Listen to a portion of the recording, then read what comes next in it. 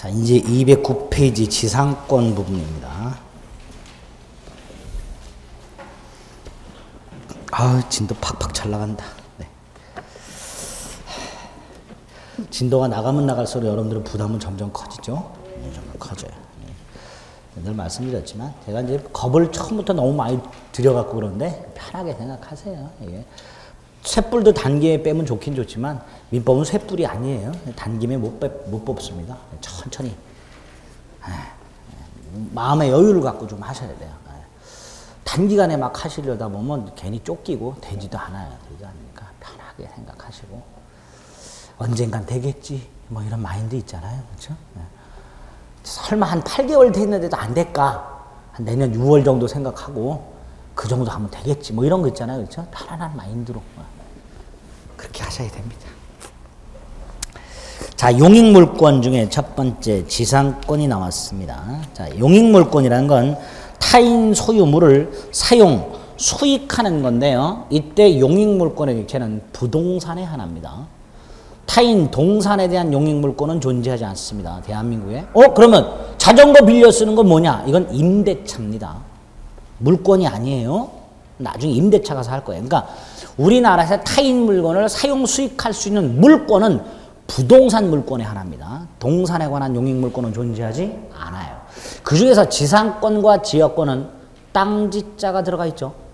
토지만을 객체로 합니다. 반면에 전세권은 토지 또는 건물을 객체로 합니다.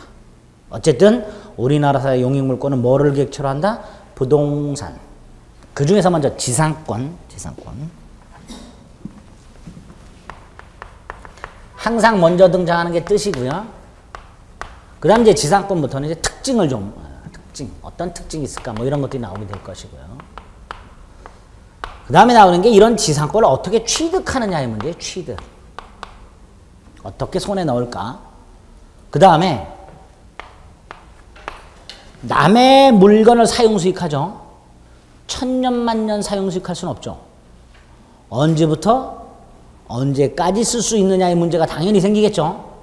천년만년 쓸 수 있다면 소유권하고 다를 바가 없잖아요. 그렇죠? 그러다 보니까 존속기간의 문제가 생깁니다. 존속기간이라는 게. 그 다음에 이 존속기간이 끝나면요. 재계약하는 문제가 생길 수 있죠. 그걸 갱신이라고 합니다. 갱신. 이런 것들이 용익물권에서 문제가 돼요. 존속기간하고 갱신의 문제가. 그 다음에 이제 지상권의 효력이라는 게 나올 것이고요. 지상권의 소멸이 나오겠죠. 결국 지상권부터는 내용들이 그런 권리를, 이러이러한 권리를 어떻게 손에 넣고 언제까지 어떠한 내용으로 남의 땅을 사용 수익하고 어떠한 이유에 의해서 소멸하는가, 즉 변동의 흐름대로 나와 있습니다. 그 다음에 문제가 되는 게 특수라는 말이 들어가는 거 있어요. 특수지상권. 이런 것들이 용익물권의 기본적인 목차예요. 지역권도 그렇고 전세권도 그렇고 대부분 이런 목차로 구성이 되어 있습니다. 그러니까 지상권, 지역권, 전세권이라는 권리가 있을 때 먼저 머릿속 이게 도대체 무엇일까? 어떤 권리일까? 어떤 특징을 갖고 있을까? 이건 어떻게 해야 손에 넣을까? 언제까지 쓸 수 있을까? 재계약은 가능할까? 그 지상권을 가지고 내가 뭐 할 수 있을까? 지상권을 언제 소멸하는가? 뭐 이런 것들이 쭉 논리적으로 이렇게 흐름에 따라서 목차가 구성이 되어 있고 내용도 그렇게 구성이 되어 있습니다. 일단 이렇게 목차, 이런 내용들로 들어있구나 생각하시고요. 특수지상권에는 보통 세 가지가 나옵니다. 구분지상권이라는 게 있고요. 분묘기지권이라는 게 있고요. 관습법 또는 관습상의 법정지상권이라는 게 있습니다.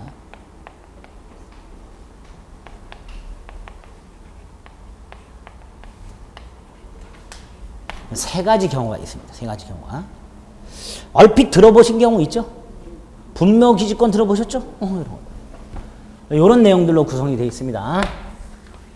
먼저 지상권의 뜻을 정확하게 좀 이해하셔야 되는데 우리나라는 토지와 건물을 별개의 부동산으로 취급한다 그랬죠. 그럼 당연히 토지 소유권과 건물 소유권이 따로 존재하죠.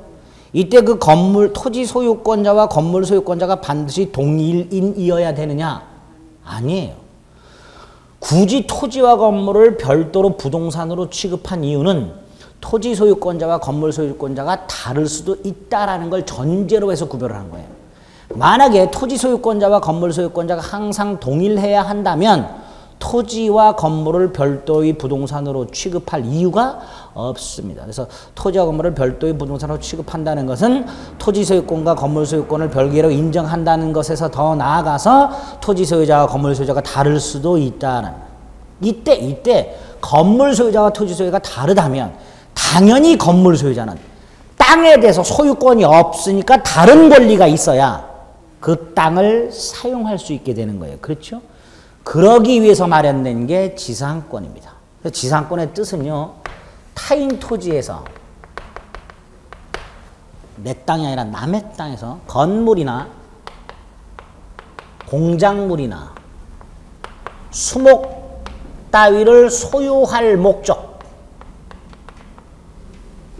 목적이 딱 정해져 있어요. 이렇게 건물, 공작물, 수목 따위를 소유할 목적으로, 그걸 내 땅이 아니라 남의 땅에서 그걸 소유할 목적으로 그 타인 토지를 사용 수익하는 권리입니다.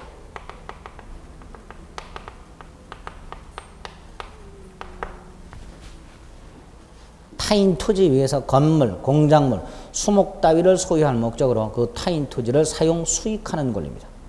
이거를 뒤집어서 이해하시면 안 돼요. 지상권이란 타인 토지를 사용 수익하여 건물 따위를 소유하는 권리, 그러면 안 돼요. 큰일 나요. 목적과 수단이 달라지면 안 됩니다. 사용 수익이 수단이고요. 요게 목적이에요. 요게 목적이고 요게 수단입니다. 아시겠죠? 사용 수익하여 소유하는 권리가 아니라 소유할 목적으로 사용하는 권리예요. 그러니까 내가 지금 건물을 소유할 목적으로 다른 사람 소유 땅을 파고 있는 것도 지상권의 내용입니다. 즉 현재 토지 위에 지상물이 없더라도 지상권은 유효하게 성립할 수 있게 됩니다. 또 타인 소유 토지 위에 있는 건물이 설령 멸실되어 내가 건물 소유권을 상실했다 하더라도 지상권은 소멸하지 않게 됩니다. 개념을 이렇게 잡아야 소유할 목적으로 사용, 수익하는 권리를 지상권이라고 한다. 정확하게 개념을 잡아두셔야 돼요. 아시겠죠? 자, 이런 지상권은 특징은 별거 없어요. 가장 큰 특징 하나만 기억하시면 돼요. 타인 토지에 대한 권리로서 지료지급은 지상권 성립과는 아무 관계가 없습니다. 남의 땅을 사용하니까 반드시 지료를 지급해야 될 것처럼 보이죠? 네, 그런데 지상권에는 지료를 지급하고 라는 말이 없어요. 지료를 지급할 수도 있고 안 할 수도 있습니다. 즉 무상지상권도 얼마든지 성립 가능하기 때문에 지상권의 특징 요렇게 기억하세요. 지료지급은 지상권의 요소가 아니다. 자주 등장하는 지문입니다. 지료지급은 지상권의 요소가 아니다. 나중에 임대차 같은 경우는요, 반드시 차임을 지급해야 되고요. 전세권 같은 경우는 반드시 전세금을 지급해야 돼요. 아예 법에서 못을 박아놨어요. 전세금을 지급하고 차임을 지급하고 이렇게. 근데 지상권에서는 지료를 지급하고 라는 표현이 없어요. 없기 때문에 지료를 당사자들이 약정을 통해서 지급할 수도 있고 안 할 수도 있고 이렇게 됩니다. 지료 지급은 지상권의 요소가 아니다. 자, 이런 지상권은 어떻게 손에 넣을 수 있는가? 이거 아까 소유권에서 봤던 게 또 나와요. 권리 취득이죠. 즉 권리 변동이죠. 그 원인이 두 개. 법률 행위에 의한 것과 법률 규정에 의한 경우 이렇게 돼요. 이 법률 규정에 의한 것을 법정지상권이라고 불러요. 뭐라고 부른다고요? 법정지상권. 그 다음에 법률 행위에 의한 건 뭘까요? 계약에 의한 거죠. 누구와 누구 사이에 토지 소유자와 지상권을 취득하고자 하는 자 사이에 법률 행위가 있다. 뭐가 있다라는 거야? 계약. 무슨 계약이냐? 지상권 설정 계약.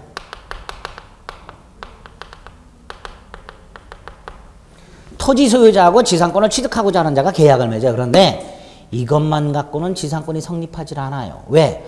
우리 지난 시간에 186조를 본 게 있어요. 법률 행위에 의한 부동산 물권의 변동은 등기해야만 효력이 있다. 그랬죠? 법률 행위에 의한 부동산 물권이죠. 이게 성립하려면 뭐까지 해라? 등기까지. 그래서 지상권을 취득하는 방법이 두 개입니다. 법률 행위한 취득과 법률 규정에 한 취득이 있는데 법률 행위한 취득이란 계약을 통한 취득이고요. 따라서 토지 소유자와 지상권을 취득하고자 하는 자 사이에 지상권 설정 계약을 맺고 엔드 186조를 적용받아서 뭐까지 해야? 지상권 등기까지 해야 지상권이 성립하고 지상권을 취득하게 됩니다. 반면에 법률 규정에 한 지상권 취득은 지상권 설정 등기 필요 있다 없다? 없다. 이건 187조로 적용받는 거예요. 법률 규정에 한 부동산 물권의 취득은 등기를 요하지 않는다라고 돼 있으니까 법률 규정을 통해서 토지에 관한 권리인 지상권을 취득할 때는 등기 필요 없다. 이때 이 법정 지상권이 총 4개가 있습니다. 4개. 4개 중에서 민법에 2개가 있어. 2개. 민법에 305조 하고요. 366조가 있어요. 요거 하나는 전세권에 있는 거고요. 하나는 저당권에 있는 겁니다. 그때 가서 할 겁니다. 어쨌든 지상권은 꼭 토지 소유자하고 계약을 통해서만 맺는 게 아니라 법률 규정을 통해 생기는 경우도 있을 수 있더라. 법률 규정을 통해서. 토지와 건물의 소유자가 같았다가 달라지는 경우가 있을 수 있죠. 예컨대 토지와 건물이 있는데 건물은 낡아가지고 땅만 담보로 제공하고 저당권을 설정해놨어요. 땅에 나가면. 그럴 수 있죠. 갑수유 땅, 갑수유 건물이 있는데 갑이 땅하고 건물을 담보로 제공하고 돈을 빌리는데 건물은 낡았고 담보 가치가 없어. 땅만 담보로 제공하고 돈을 빌려서 여기다가만 저당권을 설정해서. 그럴 수 있죠. 근데 갑이 돈을 안 갚아. 그럼 뭐만 경매돼요? 땅만 경매돼요. 그럼 토지와 건물의 소유자가 같았다가 저당권이 실행됨으로써 토지와 건물의 소유자가 달라졌죠. 갑, 건물 철거당해야 되죠. 왜? 갑은 토지 소유자하고 계약을 맺은 적이 없단 말이야. 그렇죠. 그럼 갑은 이론상 남의 땅에 무단으로 건물을 갖고 있는 상황이에요. 그렇죠. 이때 이 건물 철거를 막기 위해서 법이 갑에게 지상권을 인정을 해줍니다. 이게 366조 지상권이에요. 이렇게 토지와 건물의 소유자가 같았다가 달라지게 되는 경우 건물 소유자에게 법률이 지상권을 인정해 주는 경우가 있습니다. 그게 2개예요. 요 경우와 요 경우. 이런 걸 뭐라고 부른다? 법정 지상권. 그 중에 366조를 지금 미리 설명드린 겁니다. 토지와 건물의 소유자가 같은 상태에서 저당권이 설정이 되어 있다가 그게 실행이 되어 토지와 건물의 소유자가 달라지게 되는 경우에 건물 소유자가 취득하게 되는 토지에 대한 권리, 법정 지상권, 이런 것들이 있게 됩니다. 그렇죠? 일단은 지상권 취득은 이렇게 2가지 방법이 있고 특히 법률 규정에 한 취득, 법정 지상권이라는 놈이 2개가 있더라. 당연히 이게 분쟁이 많아요. 왜? 토지 소유자 입장에서는 느닷없이 건물 소유자가 지상권을 취득하는 거고요. 건물 소유자 입장에서는 지상권을 취득하지 못하면 건물을 철거해야 되는. 그래서 토지와 건물의 소유자 사이의 이해관계가 첨예하게 대립되는 게 이 법정 지상권 영역입니다. 다툼도 많고 대법원 판례도 무지막지하게 쌓여 있습니다.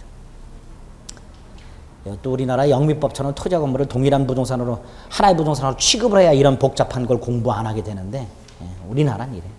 어쨌든 이런 문제의식을 하나 갖고 계시자. 자, 3번째로 존속기간 및 갱신이 나오는데요. 이거 틀 잡을 필요가 있습니다. 민법상 존속기간이라는 게 2가지 유형이 있습니다. 민법상 존속기간이라는 게 하나가 최단 존속기간이라는 게 있고요. 하나가 최장 존속기간이라는 게 있습니다. 최단 존속기간이란 몇 년보다 단축하지 못한다. 몇 년보다 단축하지 못한다. 짧게 하지 못한다. 예를 들어서 30년보다 단축하지 못한다. 당사자들이 기간을 정할 때 30년보다 단축하지 못한다 그러면 최소 몇 년을 해야 돼요? 최소 30년. 30년보다 단축하지 못하니까 만약에 25년 했다 30년으로 연장을 시켜버려요. 그럼 결국 최단 존속기간이란 그 기간만큼을 보장해 주겠다라는 취지예요. 그렇죠? 네? 잘 생각해 보세요.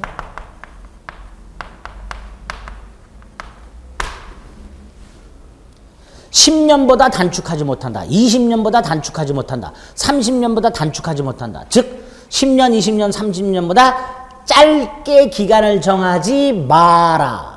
그럼 결국 10년, 20년, 30년은 최소한 보장을 해 주겠다라는 취지의 존속기간이 최단 존속기간입니다. 됐죠? 반면에 최장은요, 몇 년보다 연장하지 못한다. 10년보다 길게 하지 못한다.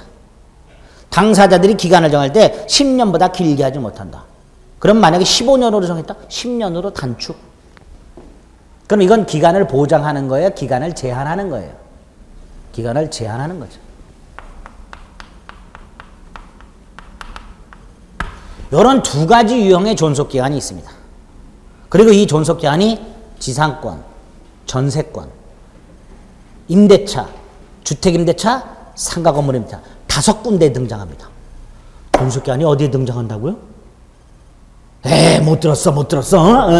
지상권, 전세권, 임대차, 주택임대차, 상가건물임대차. 여기에 각각 최단 존속기간이 정해져 있는지, 최장 존속기간이 정해져 있는지, 정해져 있다면 몇 년으로 되어 있는지, 이런 것들을 앞으로 주목해서 봐주셔야 됩니다.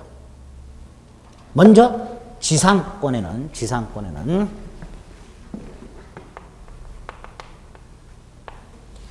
지상권의 목적이 건물 따위나 수목 따위를 소유할 목적이죠. 이걸 정해놨을까요? 이걸 정해놨을까요? 기간을 보장해 줄까요? 제한을 해야 될까요? 지상권. 잘 생각해 보세요. 내가 남의 땅에다 나무를 심고 싶어. 나무를 소유하고 싶어. 나무가 자라는 최소한의 기간은 보장을 해 줘야 되겠죠. 따라서 지상권에는 뭐가 규정되어 있다? 최단 존속기간. 이게 3개가 있어요. 30년, 15년, 5년이 있어요. 30년, 15년, 5년은 어떻게 구별하는가? 30년은 견고한 건물이나 수목 소유 목적 지상권이고요. 15년은 견고한 건물 이외의 건물, 주로 목조 건물 소유 목적이고요. 5년은 건물 이외의 공작물 소유 목적이에요. 그러면 예를 들어서 갑소유 땅에서 을이 수목을 소유하고 싶어. 몇 년이 보장되는 거예요? 최소한 30년이 보장이 되는 겁니다. 그래서 30년보다 단축하지 못한다. 15년보다 단축하지 못한다. 5년보다 단축하지 못한다. 이렇게 되어 있습니다. 두 번째로 기간을 정하지 않아도 괜찮아요. 자신이 타인 소유 토지에서 소유하고자 하는 지상물의 종류와 구조에 따라서 30년, 15년, 5년으로 기간을 딱 정해줍니다. 예. 갑소유 땅에 내가 수목을 소유할 목적으로 지상권을 설정했는데 기간을 안 정했어. 그럼 기간 몇 년? 30년 이렇게 됩니다. 심지어는요, 지상권 계약만 맺고 기간도 안 정하고 그 땅에서 뭘 소유할지조차 정하지 않았어. 건물인지 수목인지 목조 건물인지 공작물인지. 그러면 15년으로 정해져요, 그냥. 심지어는. 자, 어쨌든 지상권은 존속기한이 뭐다? 최단 존속기한이고 지상물의 종류와 구조에 따라서 30년, 15년, 5년이라는 최단 존속기간이 정해져 있다. 여기까지를 기억을 하시면 돼요. 됐죠? 두 번째 문제가 되는 게 기간이 끝났을 때 나오는 갱신의 문제라 그랬죠? 갱신은 재계약의 문제인데요. 이 갱신도 3가지 형태가 있습니다. 하나가 약정갱신이라는 게 있어요.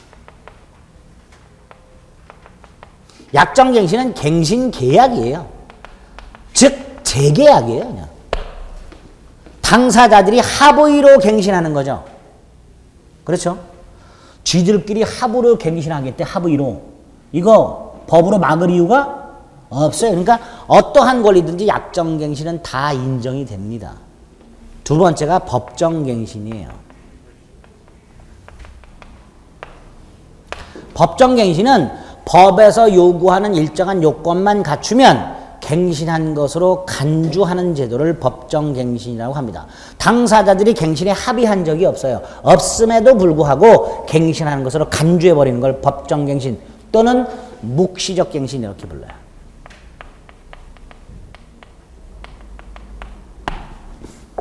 세 번째로 갱신의 간접적 강제라는 게 있어요.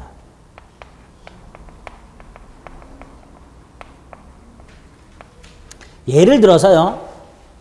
계약기간이 끝났어요. 한쪽이 갱신을 청구합니다.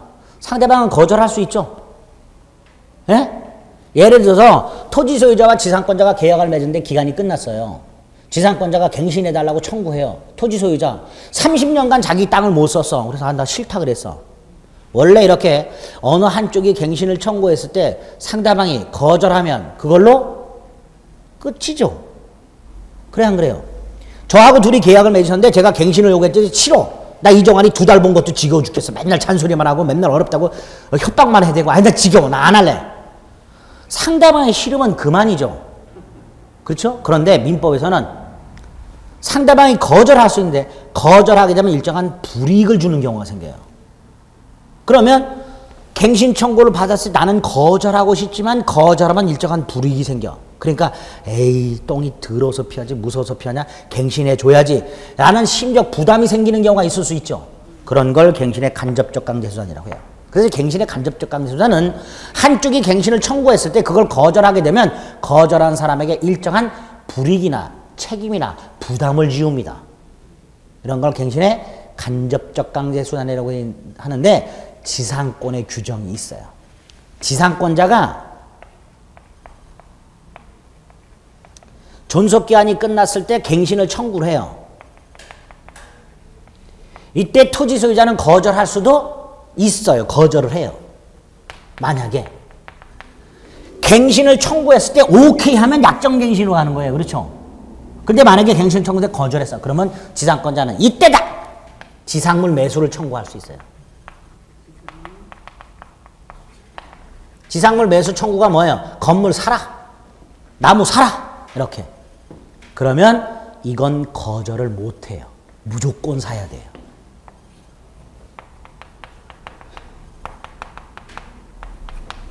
그러니까 토지 같은 경우 내가 내 땅에다 지상권을 설정을 해놨는데 나중에 지상권자가 기간 끝났을 때 갱신을 청구하면 나는 딜레마에 빠져요. 다시 약정을 해주자니 또 30년. 건물 같은 거 그렇죠? 거절하자니 건물 사야 돼. 이런 걸 갱신의 간접적 강제수단 이렇게 불러요. 지상권은요. 토지 소유자에게 대단히 불리하게 규정이 되어 있습니다. 지금 보셔서 알겠지만 최단 존속기한이 있어요. 일단 수목소유 목적으로 지상권을 설정해주면 최소 30년은 나는 땅을 사용 못해요. 거기서 끝나는 게 아니야. 갱신 청구에서 거절하면 사야 돼. 건물을. 대단히 불리하게 되어 있죠. 따라서 현실적으로 활용되는 경우가 거의 없습니다. 만들어 놓긴 만들어 놨는데 계약을 통해서 지상권이 생기는 경우는 거의 없고 대부분 뭐예요? 법정지상권. 그래서 지상권에서는 법정지상권 문제가 주류를 이룹니다. 그렇게 여러분들이 토지 소유자라면 지상권 함부로 설정해 줄까요? 저 같아도 안 해줘요. 그래서 지상권 설정이 필요한 경우에는 대부분 임대차로 갑니다. 토지 임대차로. 지상권을 활용하지 않고 뭘로 간다고요? 토지 임대차라는 대체 수단이 있어요. 근데 이 토지 임대차는 반대로 토지 소유자가 굉장히 막강해요. 임차인이 굉장히 불리해. 근데 누가 갑이에요? 토지 소유자가 갑이죠. 그래서 지상권은 잘 안 하고 토지 임대차로 가다 보고. 근데 토지 임대차 같은 경우 또는 건물 임대차 같은 경우 임대인이 굉장히 힘이 강력하다 보니까 건물 임대차 같은 경우는 특별법으로 주택 임대차나 상가 건물 임대차 보호법을 만들어서 임차인을 보호하는 장치를. 근데 토지 임차인을 보호하는 장치는 여전히 없어요. 어쨌든 이런 형태로 규정이 되어 있더라. 앞으로 역시 지상권, 전세권, 임대차, 주택 임대차, 상가 건물 임대차는 존속기간과 갱신의 문제가 항상 나오게 되고 어떤 형태의 존속기간을 규정하고 있으며 갱신은 어디까지 인정하고 있는가를 확인하셔야 됩니다. 지상권의 경우에는 요게 없어요. 요거만 있고. 약정갱신은 당연히 가능하겠죠. 토지 소유자와 지상권자가 합의로 갱신하는 건 막을 이유가 없으니까. 근데 지상권에는 법정갱신이 없어요. 법정갱신은 하다 보니까 갱신되는 거예요. 그렇죠? 근데 아까도 말씀드렸지 토지 소유자가 굉장히 불리한데 건물 소유 목적으로 지상권을 설정했는데 하다 보니까 법정갱신 또 30년이에요. 두 번만 하면 90년이야. 죽을 때까지 나는 땅을 밟아보지도 못하고 죽는 경우가 생겨요. 그래서 지상권에는 법정갱신 규정이 없습니다. 약정갱신과 갱신의 간접적 강제 수단까지만 마련이 되어 있습니다. 어쨌든 존속기간과 갱신이 이런 게 있다라고 생각하시고 개개의 권리에 어떤 게 규정이 되어 있는가를 앞으로 주목하셔야 됩니다. 아시겠죠? 자, 의, 특징, 취득, 존속기간 및 갱신까지를 보셨습니다. 210페이지에 보면 효력이 있어요. 그렇죠? 남의 땅을 사용하는 물권, 처분권, 상린권, 부동산 물권이니까 4번에 나와 있네요. 갱신 청구권과 매수 청구권. 지상권자는 지상권이 기간 만료 소멸한 경우 갱신을 청구할 수 있고 보통은 여기서 끝나요. 거절하면 그걸로 끝이야. 근데 민법에서는 갱신을 청구했는데 거절하면 지상물 매수를 청구할 수 있다고 해서 토지 소유자로 하여금 갱신에 관한 심리적 부담을 지우고 있습니다. 지료증감 청구권이 있고 뭐 지상권자의 의무 같은 것들인데 이런 것들은 이제 나중에 찬찬히 보시면 됩니다.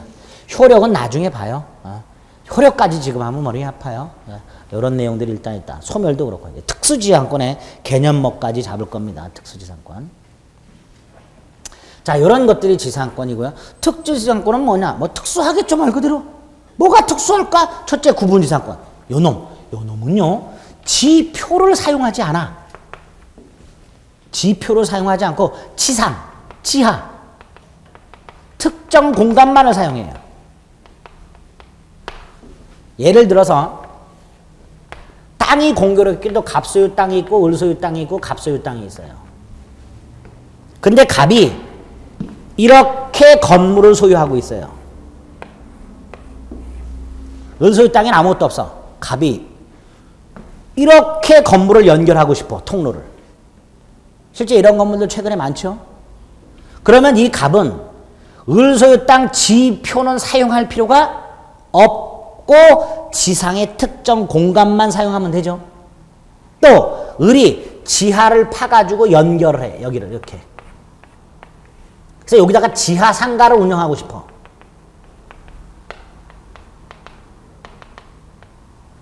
그럼 밑에 지하 상가의 경우에도 지표는 사용할 필요 없고 지하의 특정 공간만 사용하면 되죠. 이걸 목적으로 설정하는 지상권을 뭐라고 한다? 구분지상권. 지표 사용 수익을 배제한 채 지하나 지상의 특정 공간만을 사용 수익할 것을 목적으로 하는 지상권 이렇게 됩니다. 이런 사람한테 땅표, 지표만까지 사용하라 그러면 쓸모없는 걸 뭘 사용해? 그렇죠? 필요 없기 때문에 구분지상권 이런 걸 만들어놨어요. 만들어 놓고 봤더니 주목하세요. 아까 지상권은 건물이나 공작물이나 수목 소유 목적인데 구분지상권은 뭐 소유 목적으로는 못해요. 이거 목적으로는 절대로 할 수가 없어요. 그렇죠? 공중에 둥둥 띄워서 나무를 기를 수도 없고 지하에서 나무를 기를 수도 없다는 게 법적인 관점이에요. 그래서 구분지상권은 수목 소유 목적으로는 설정할 수 없다. 요걸 주목하시면 돼요. 구분지상권의 의미 특징입니다. 딱 그 두 가지만 오늘 기억하시면 돼요. 자, 이게 첫 번째 특수지상권이고요. 두 번째로 분묘기지권이 나왔습니다. 자, 분묘기지권.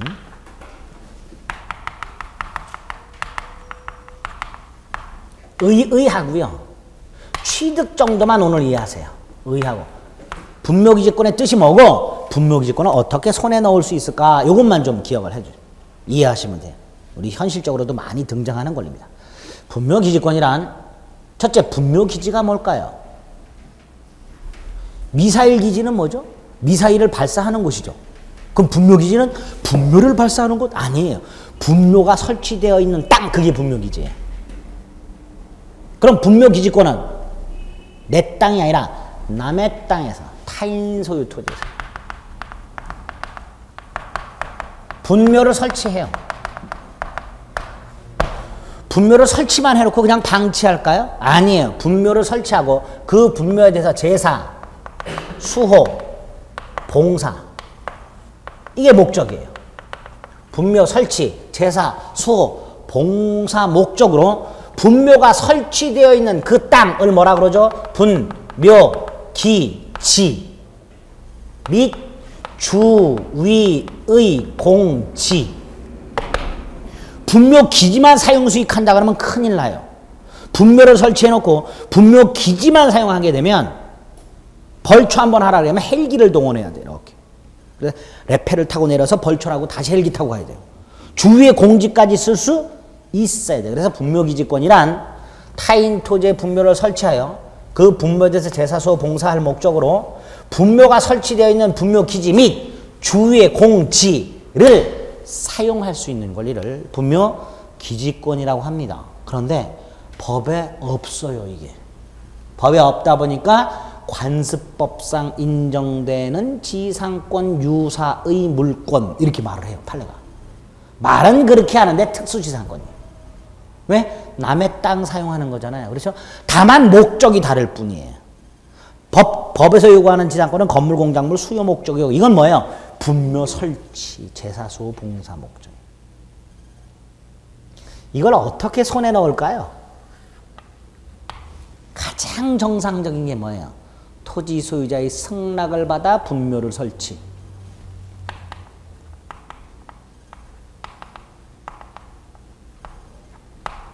쉽게 말하면 토지 소유자하고 계약 맺는 거예요. 그렇죠? 지료 주고 뭐 이렇게.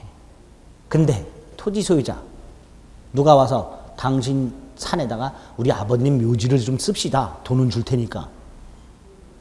물론 쓸모없는 산이라면 오케이 하는 사람들도 있겠지만 일단 내 땅에 돈을 얼마 주든 남의 묘지가 있는 건 별로 기분 안 좋아요. 그러니까 이런 경우는 별로 없어요. 물론 이렇게 해서 성립하는 게 가장 정상적이에요. 우리 갑한테 가갖고 야, 네 땅에다 우리 아버지 묘지 좀 쓰자 그랬더니 갑이 이런지하에 거절합니다. 큰일 났어요. 빨리 묘지를 써야 되는데 에라 모르겠다 무단 설치해요. 몰래 20년 지나 시흐치득 남의 땅에 묘지를 설치하고 20년 지나면 분묘기지권을 취득하기 때문에 그 후부터는 더 이상 토지 소유자는 함부로 이장하라고 요구할 수가 없습니다. 이렇게 취득합니다. 두 번째. 세 번째가요. 갑소유 땅이 있어요. 이 갑이 자기 땅에다가 분묘를 설치합니다.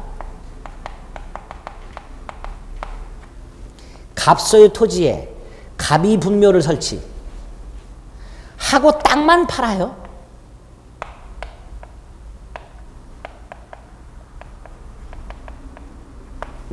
그러면 토지와 분묘의 소유자가 같았다가 토지만을 양도함으로써 토지 소유자와 분묘 소유자가 달라졌죠? 분묘 소유자에게 분묘기지권을 인정을 해버려요. 마치 뭐하고 똑같아요? 법정지상권. 토지와 건물의 소유자가 같았다가 달라졌어? 건물 소유자에게 뭘 인정했어? 법정상권을 인정한 거와 유사하게 토지와 분묘를 설치하여 소유하고 있는 자가 같은 상태에서 토지 소유권만을 양도한 경우 토지 소유자와 분묘 소유자가 달라졌다. 분묘 소유자가 뭘 취득한다? 분묘기지권. 그러니까요. 의뢰 입장에서 특히 임야 같은 거 살 때요. 반드시 현장 가봐야 돼요. 분묘 설치된 게 있는지 없는지 확인 안 하고 나중에 샀다가 가봤더니 묘지가 있어요. 갑한테 찾아갑니다. 이거 뭐냐 그랬더니 우리 아버님 묘지라 그래요. 그럼 우리는 왜 말 안 했냐 그러겠죠. 갑은 말할 의무가 없어요. 반드시 가봐야 되는 거예요. 그러니까 이거 안 했다가 분묘 설치돼 가지고 속 썩는 사람들 많습니다. 이 세 번째. 토지와 분묘 소유자가 같은 상태에서 토지만을 양도한 경우 분묘 소유자가 뭘 취득한다? 분묘 기지권. 세 가지. 세 가지 방법에서 취득하게 됩니다. 이 분묘 기지권은요. 등기도 필요 없어요. 봉분의 형태가 공시 방법이에요. 두 번째로 누가 꼭 누워 있어야 돼요. 우리 장수하시라고 가묘 설치하는 경우 있죠. 이런 건 분묘 기지권 인정 안 됩니다. 평장, 암장, 자연장, 수목장. 자연장, 수목장이 뭐예요? 화장에서 뼈가루 뿌리는 거 이런 거 봉분이 있어요 없어요? 없어요. 이런 것들을 분묘기지권 인정하지 않습니다. 봉분의 형태가 공시 방법이다가 우리 판례의 태도예요. 그 다음에 이 분묘기지권과 관련해서 분묘기지권이 인정되느냐 안 되느냐의 다툼이 있을 것이고요. 두 번째로 분묘기지권이 인정된다면 그 효력 범위가 어디까지냐의 문제가 생기겠죠. 그런데 우리 장사 등에 관한 법률에 의하면요. 개인 묘지 일기당 면적이 20평방미터로 제한이 되어 있어요. 20평방미터면은 한 18평 정도 될까요? 아, 6평 정도 될까요? 그렇죠? 그러면 분묘기지권의 범위도 그 20평방미터를 넘을 수 없느냐? 아니에요. 요 장사 등에 관한 법률에서 말하고 있는 20평방미터는 딱 분묘기지권, 분묘기지의 면적 제한이에요. 분묘기지의 면적 제한이야. 근데 분묘기지권이란 건 분묘기지부로서 어디까지 효력이 미쳐요? 주위의 공지에까지. 따라서 장사 등에 관한 법률에서 개인묘 면적을 제한하고 있다 하더라도 분묘기지권의 효력의 범위가 그 장사 등에 관한 법률에서 정해져 있는 개인묘지 면적 제한 범위 내로 제한되지 않게 됩니다. 그보다 더 넓어지게 됩니다. 구체적으로 어느 정도까지 인정되느냐는 구체서 사정에 따라서 달라요. 한꺼번에 자손들이 와갖고 절할 수 있을 정도의 면적 범위를 얘기하게 됩니다. 그런 것들은 이제 나중에 판례를 간단히 확인하시면 돼요. 어쨌든 분묘기지권이란 이런 거고, 이렇게 취득이 되며 세 번째로 분묘기지권의 효력이 미치는 범위에 문제가 있을 수 있겠구나, 이런 생각하시면 됩니다. 됐죠?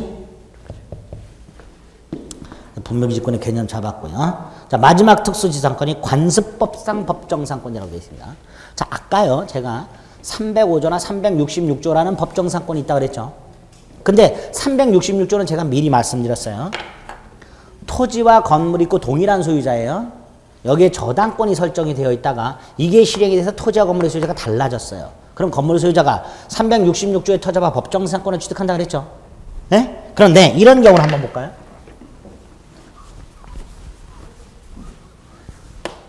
갑소유 땅과 갑소유 건물이 있어요.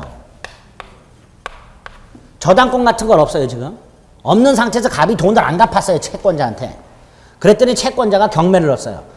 저당권자와 같은 경우는요, 은행 같은 저당권자는 채무자가 돈을 안 갚으면 바로 경매법원에 경매를 넣을 수가 있어요. 이걸 임의 경매라고 불러요.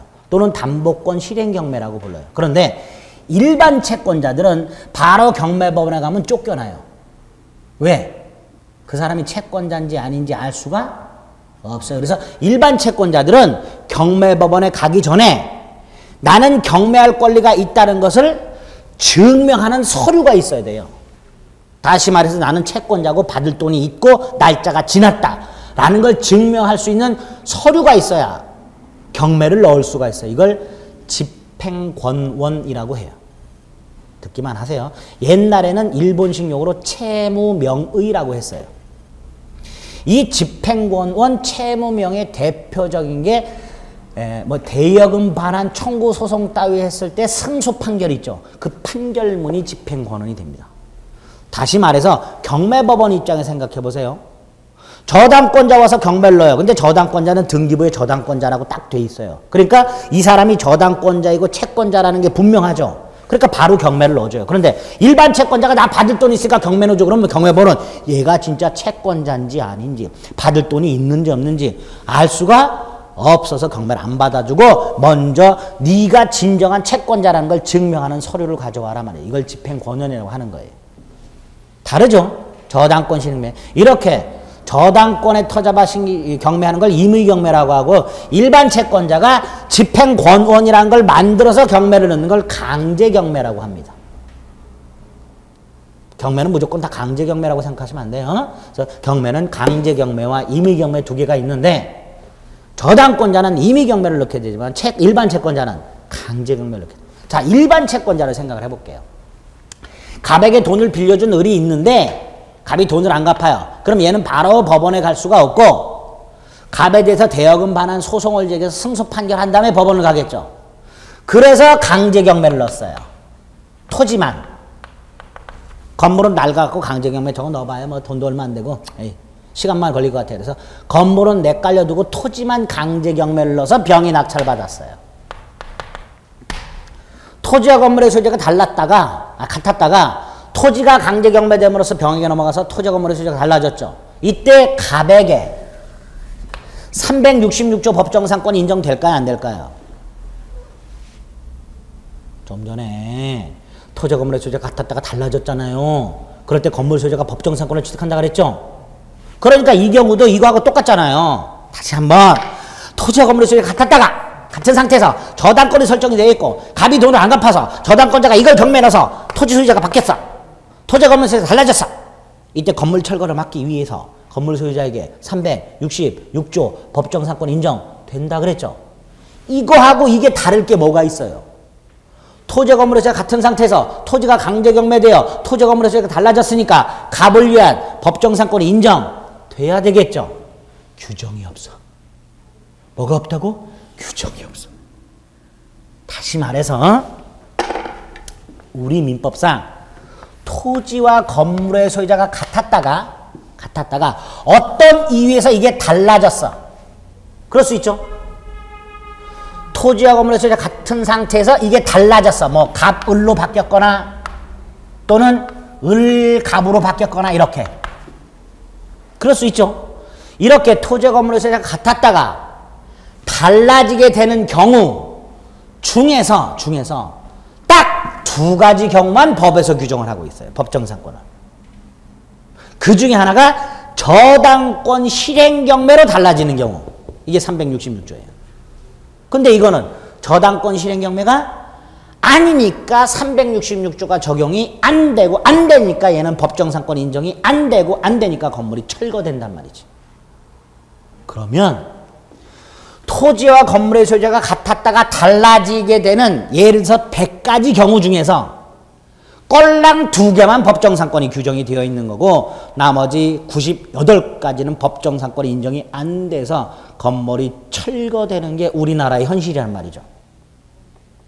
쉽게 말하면 토지 건물의 소유자가 같았다가 달라지면 대부분의 건물은 다 철거된다 이런 뜻이에요. 건물의 경제적 가치가 토지보다 훨씬 크죠. 그래서는 안 되겠다. 우리 대법원이. 국회의원들이 얼마나 게을르면 꼴랑 이 법조문 2개 가지고 60년을 지금 버티고 있단 말이죠. 민법 만들어질 때부터 딱 이 2가지밖에 없었어요. 그런데 경제가 발전하고 산업이 발전하다 보니까 건물의 값어치가 점점점 커지게 되고 토지 건물의 소유자가 같았다가 달라지는 경우도 무지하게 많아지는데 법이 따라오지를 못해요. 그래서 우리 판례가 광범위하게 이 2가지를 제외하고 이 2가지 법정상권을 제외하고 이렇게 토지와 건물의 소유자가 같았다가 어떠한 이유에선 토지와 건물의 소유가 달라지게 되는 경우 매매 기타 원인을 통하여라고 말을 해요. 우리 판례가. 매매 기타 원인이란 건 뭐예요? 어떠한 이유에서건 이런 뜻이에요. 기타 원인이라고 했고 그냥 어떤 원인이든지 가리지 않고 토지와 건물의 소유자가 같았다가 매매 기타 원인을 통해서 토지와 건물의 소유자가 달라지게 되면 건물 소유자에게 법정상권을 인정한다. 이게 판례에 의한 관습상 법정상권이에요.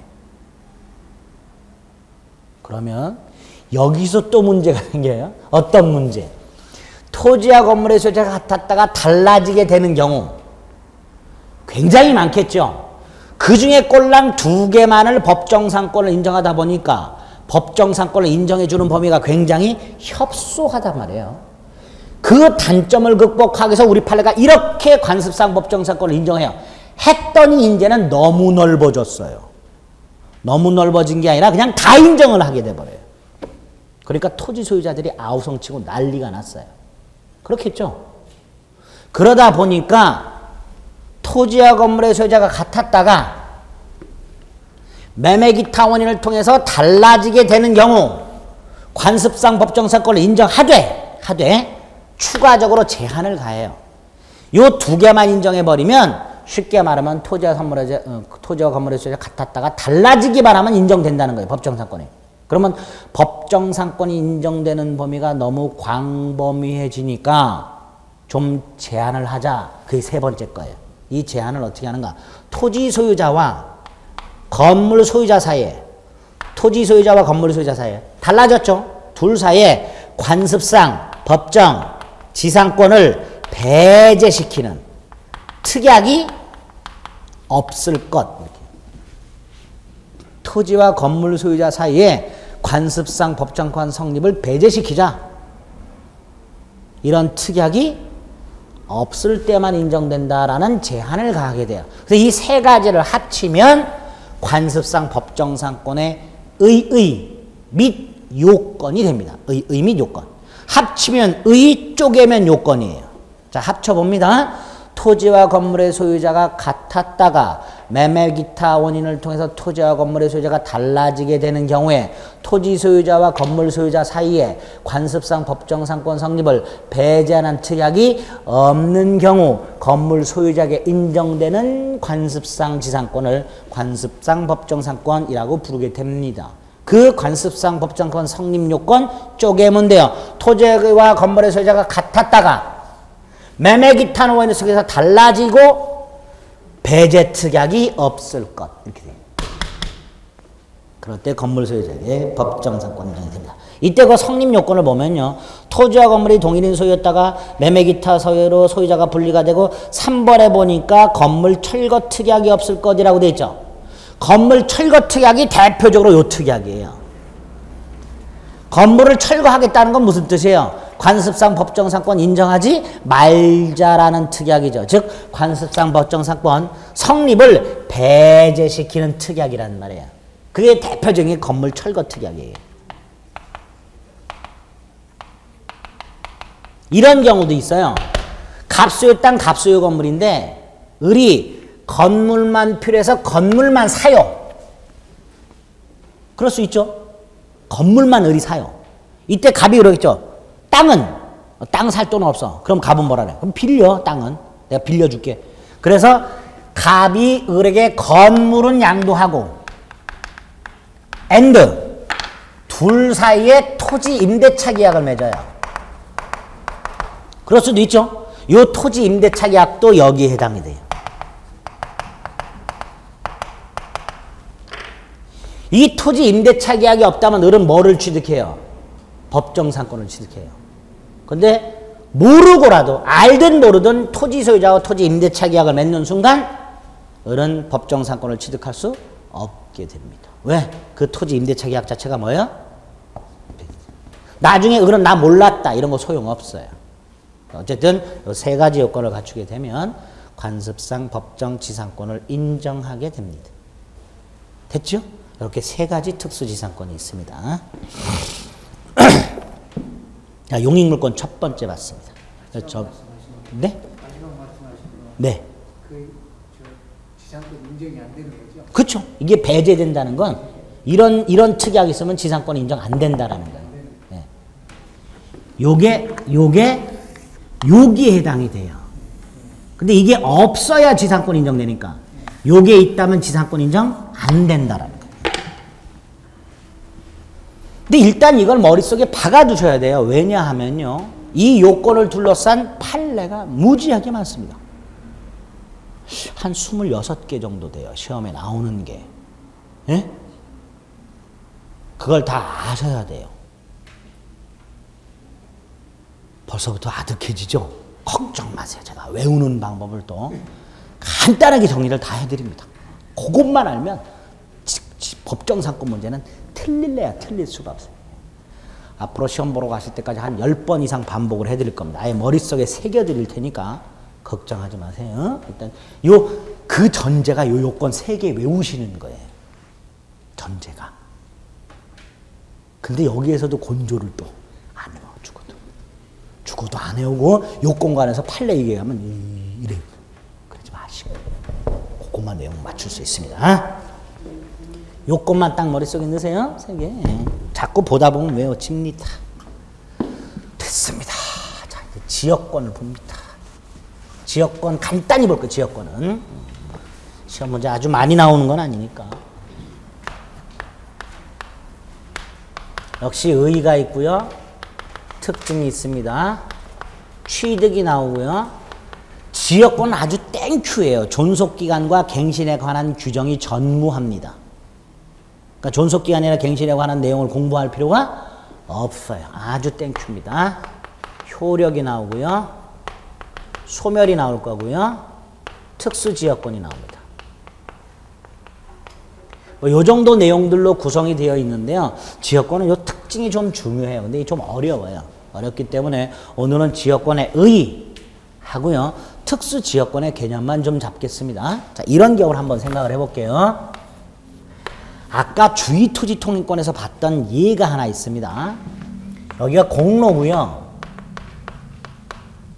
이 갑소유 땅이고 을소유 땅이에요. 근데 갑소유 땅에서 공로로 출입할 수 있는 통로가 있어요. 이렇게. 통로가 아주 아스팔트도 깔려있고 널찍하게 개설이 되어 있는데 1시간 걸려. 갑은 버스 한번 타러 나가려면 1시간을 걸어가야 돼. 그런데 을소유 땅을 샥 지나면 1분 걸려요. 을소유 땅을 지나가면 굉장히 편리하죠. 예? 근데 편리하다는 이유만으로 주의투지 통행권을 인정해주지 않는다 그랬어요. 그럼 갑은 을소유 땅을 통행하려면 어떤 방법이 있을까요? 방법. 을하고 계약 맺는 거예요. 뭐라고? 네 땅 일부를 내가 좀 쓰자.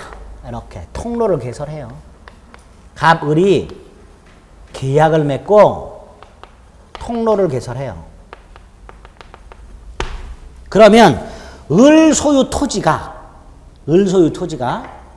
갑 소유 이 땅에 대해서 공로로 빠르게 출입할 수 있는 통행로라는 편리함을 제공하고 있죠. 그 편리함을 역이라고 불러요. 역, 서비스의 개념이에요. 서비스. 이때 지역권이란 이런 겁니다. 타인 토지로부터 일정한 편익을 제공받는 권리. 타인 토지로부터 일정한 편익을 제공받는 권리. 이게 지역권이에요. 단 이때 편익을 누가 제공받는지 보세요. 여길 보세요. 쓰지 마세요. 지금 갑이 을과 계약을 맺고 갑 소유 땅에다 통로를 이렇게 멋있는 거 1분 내에 갈 수 있는 통로를 개설했죠. 갑이 여기에 대해서 지역권을 갖겠죠. 네? 이때 이 통로를 갑만 통행할 수 있어요. 갑의 가족이나 갑의 친척, 갑의 친구, 심지어 택배 하시는 분들도 통행할 수 있어요? 없어요? 있죠. 그럼 결국 이 을소유 땅에 대한 갑의 지역권은 갑이라는 사람을 위한 게 아니라 이 토지를 위한 거, 토지. 땅을 위한 거예요. 갑이라는 사람이 을소유 땅으로부터 편리함을 제공받는 게 아니고 갑소유 땅을 통행하는 누구든지 편리함을 제공받으니까 결국 이 통로는 요 땅을 위한 통로, 땅. 소유자가 바뀌더라도 새로운 소유자에게 인정이 된단 말이에요. 그러니까 결국 이 통로는 사람이 주안점이 아니라 갑소유 토지에 공로로 1분 내에 갈 수 있는 편리함을 제공하고 있는, 결국은 지역권이란 토지가 토지로부터 편익을 제공받는 권리예요. 그래서 지역권이라고 부릅니다. 사람이 토지로부터 편익을 제공받으면 이걸 인역권이라고 불러요. 뭐라고 부른다고요? 인역권. 근데 우리 민법에 인역권은 없어요. 지역권만 있어. 이때 지역권은 토지가 토지로부터 편리함을 제공받는 권리예요. 자, 통로로 하면 조금 사람이 통행하다 보니까 그럴 수 있는데 이런 경우를 한번 생각해 볼까요? 갑소유 땅이 있고 을소유 땅이 있는데 갑이 이걸 밭으로 쓰고 있는데 물이 한 방울도 안 나와요. 근데 을소유 땅에는 빨대만 꽂으면 물이 콸콸 나와. 빨대만 꽂아도. 갑이 을과 계약을 맺어요. 네 땅에서 물 좀 퍼올리자.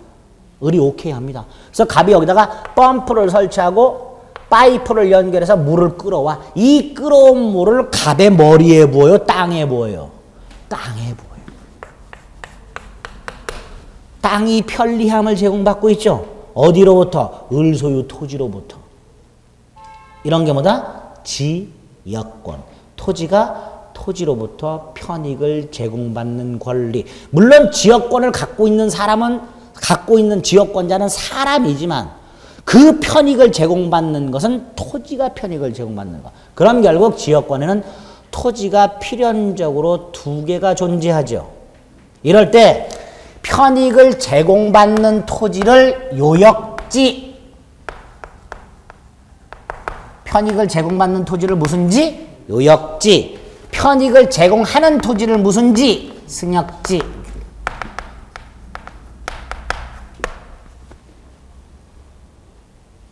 이렇게 두 가지 땅이 존재하게 됩니다. 이때 그림을 보시면 알겠지만 요역지는 일필토지 전부여야 되지요. 근데 승역지는 꼭 일필토지 전부일 필요가 없죠. 이런 것들이 지역권의 특징인 거예요. 요역지와 승역지가 존재한다. 요역지는 일필토지 전부여야 하지만 승역지는 꼭 일필토지 전부일 필요는 없다. 그림을 통해서 이해가 되시죠? 이런 걸 지역권이라고 해요. 그 다음에 지역권은 뭘 위한 권리예요? 요역지. 그렇죠? 그러니까 당연히 지역권과 요역지는 운명을 같이 해야 될 거예요. 갑이 요역지를 팔면 뭐도 넘어가야 돼? 지역권도 넘어가야 돼. 반대로 갑이 요역지는 그대로 소유하면서 지역권만 팔아먹을 수 있을까? 안 되지요. 그래요, 안 그래요? 네. 그래서 지역권은 요역지를 위한 권리다 보니까 특징에 지역권의 부종성, 수반성 이런 것들이 나와요. 좀 어려운 개념이에요. 특징에서 나중에 볼 거고 일단 지역권은 이렇게 토지가 토지로부터 편익을 제공받는 권리구나. 따라서 요역지, 승역지가 존재하는구나. 요역지는 일필토지 전부여야 하는구나. 승역지는 꼭 일필토지 전부일 필요가 없구나. 지역권은 요역지와 운명을 같이 하는구나. 이런 것들이 다 머릿속에 박혀 있으시면 돼요. 됐죠? 두 번째로 우리 민법상 인역권이라는 게 없다 그랬죠. 근데 요게 좀 이상한 놈이에요. 우리 아주 옛날부터 땔감 같은 거, 또 약초 같은 거 채취하거나 또는 동물들 가서 이렇게 소 같은 거 이렇게 꼴 먹이고 그럴 때 뒷동산 가서 많이 했죠. 그게 내 산이에요? 아니죠. 그냥 가가지고 뭐 묘지도 쓰고 뭐 나무도 해오고 막 약초도 채취하고 산나물도 캐고 소나 말이나 양 같은 거 데리고 가고 풀도 먹이고 막 그랬잖아요. 그렇죠? 그게 옛날부터 이렇게 관행적으로 쭉 관습적으로 많이 해왔죠. 그걸 우리 민법이 특수지역권이라고 이름을 붙이면서 이렇게 말해요. 어느 지역의 주민이 타인 토지로부터 수익을 하는 권리, 방목, 채취 이런 걸 뭐라고 부른다? 특수지역권이라고 불러요. 어느 지역의 주민이 타인 토지로부터 일정한 수익을 하는 권리를 뭐라고 한다? 특수지역권. 그런데 보세요. 이거는 타인 토지로부터 사람이 이익을 얻어요. 그렇죠? 그럼 이건 지역권이 아니에요. 이름만 특수지역권이지 뭐예요? 인역권이에요. 인역권. 특징이 뭘까요? 요역지가 없어요. 사람이 수익을 얻으니까 뭐가 없다고요? 요역지가 없어요. 저 지역권 양도하거나 상속할 수 있을까요? 아니에요. 어느 지역의 주민이 누리는 권리예요. 그 지역 주민이 돼야 되는 거야. 따라서 양도나 상속이 불가능합니다. 이런 것도 우리 민법에 규정을 해놨어요. 그걸 특수지역권이라고 이름을 붙입니다. 그래서 지역권의 개념과 의정도 간단히 확인하시고 특수지역권이라는 게 하나 있더라. 어느 지역의 주민이 타인 토지부터 일정한 수익을 하는 권리가 있구나. 이 특수지역권은 성질은 인역권이구나. 그래서 요역지가 없구나. 양도나 상속 따위가 불가능하구나. 뭐 이런 것들이 딱 개념으로 잡혀 있으시면 돼요. 그래서 원순환에서 지역권에서는 의하고 요역지, 승역지를 둘러싼 특징하고 특수지역권의 개념 정도만 딱 잡아주시면 됩니다. 나머지 특징 중에 무슨 부정성, 불가부성, 수반성 뭐 이런 것들이 좀 까다로워요. 이런 것들은 아주 한 4월이나 6월쯤 가야만 어느 정도 이해가 되시니까 그때 가서 조금 더 자세히 말씀을 드리겠습니다. 아시겠죠? 네, 오늘 물권 강론 점유권, 본권 중에서 소유권, 그 다음에 제한물권 중에서 용유물권, 용유물권 세 가지 중에서 지상권과 지역권까지 살펴보셨습니다. 아시겠죠? 여기서 4-5문제 또 나오는 거예요. 네, 다음 주에 용유물권 나머지 하나 하고 담보물권 2가지 볼 겁니다. 아시겠죠? 복습해 주셔야 다음 주에 하는 것도 이번 주에 한 거하고 구별이 가능해지십니다. 아시겠죠? 네, 여기까지 하겠습니다. 수고하셨습니다.